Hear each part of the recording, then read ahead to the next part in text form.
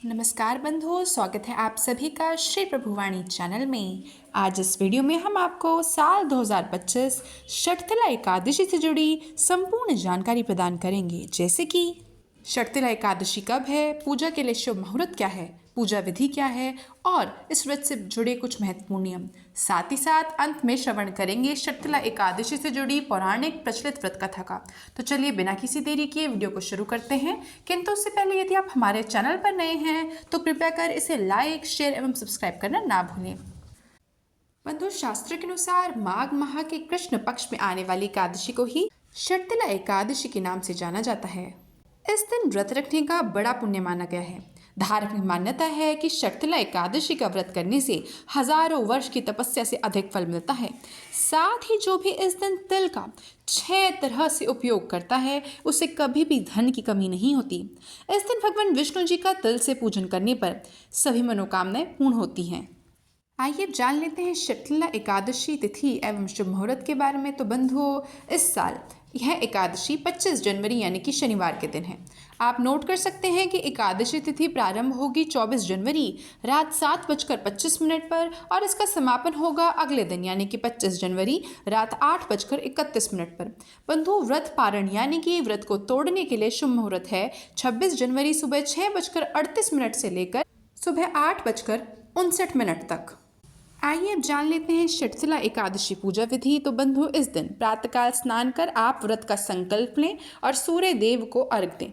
उसके पश्चात विष्णु प्रतिमा को पंचामृत से स्नान कराएं और फिर चंदन से उनका तिलक करते हुए विष्णु मंत्रों का जाप करें। पूजा में विष्णु जी को धूप, दीप, नैवेद्य, तुलसी के पत्ते, पीले फल फूल, क्योंकि पीला रंग भगवान विष्णु को सर्वाधिक प्रिय है, और तिल अर्पित करें।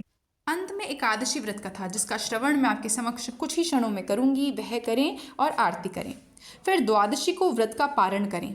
षटतिला एकादशी पर 6 तरह से स्नान, उपटन, आहुति, तर्पण, दान और खाने के रूप में तिल का इस्तेमाल करें। इससे आपकी सभी मनोकामनाएं अवश्य पूर्ण होंगी।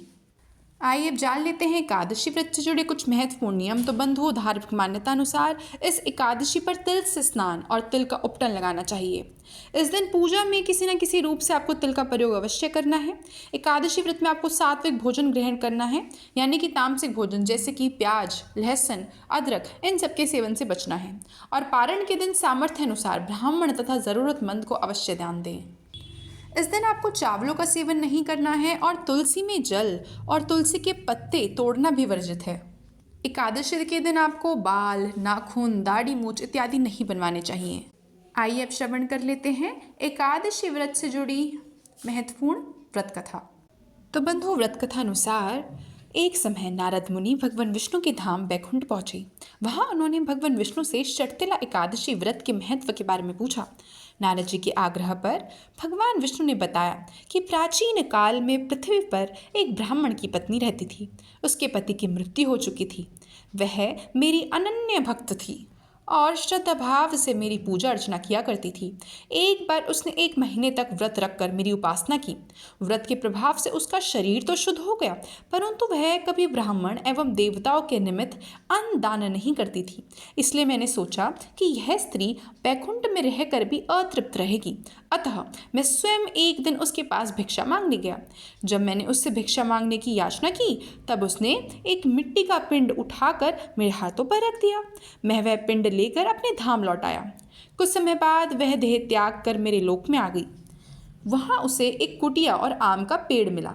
खाली कुटिया को देखकर वह घबरा कर मेरे पास आई और बोली कि मैं तो धर्मपरायण हूँ, फिर भी मुझे खाली कुटिया क्यों मिली। तब मैंने उसे बताया कि यह अन्नदान नहीं करने तथा मुझे मिट्टी का पिंड देने से हुआ है।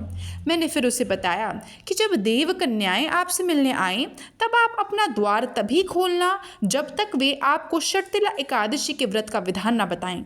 स्त्री ने ऐसा ही किया और जिन विधियों को देव कन्या ने कहा था, उसी विधि से षटतिला एकादशी का व्रत किया। व्रत के प्रभाव से उसकी कुटिया अन्न धन से भर गई। इसलिए हे नारद, इस बात को सत्य मानो कि जो व्यक्ति इस एकादशी का व्रत करता है और तिल व अन्न दान करता है, वह मुक्ति और वैभव की प्राप्ति को पाता है। तो यह थी बंधु आगामी षटतिला एकादशी से जुड़ी संपूर्ण जानकारी। वीडियो देखने के लिए आपका बहुत बहुत आभार।